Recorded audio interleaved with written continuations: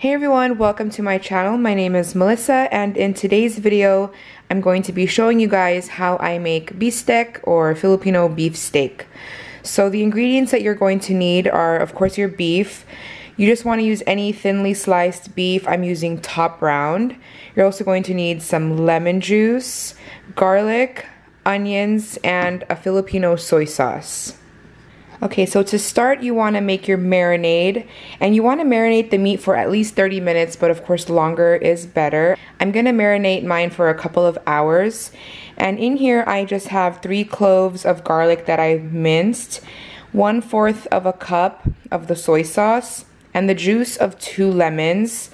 You want to taste it, just make sure it's not too salty and not too sour. You can adjust the amount of lemon juice that you put in here. Sometimes the lemons aren't that juicy, but mine was perfect. My lemons were super juicy, so I just put 2 lemons.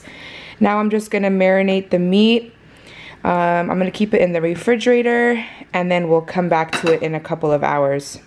So right here I have my onions sliced up into rings. This was 2 onions.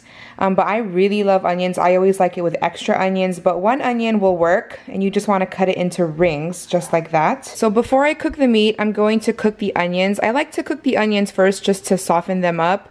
So I'm going to add the onions to my pan here. I already have some oil in there. And I'm just going to cook this just for a couple of minutes, just until the onions start to soften up. Okay, so I'm going to turn this off. This is how I like it. Still crunchy, just a little bit softened. I'm going to take this out of the pan, and then we'll get started with the meat. So now I'm going to cook the meat. I'm going to add all of the meat into the pan. I have a little bit more oil in there. I just added a little extra. I'm going to add all of the meat. So add all of your meat into the pan with the marinade, and then also 1 cup of water.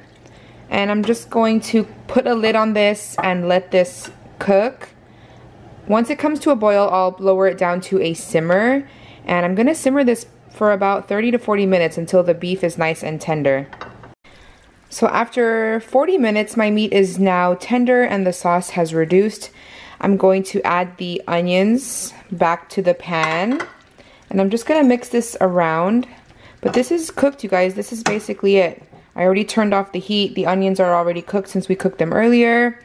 And that's what it looks like. This is so good over rice, you guys.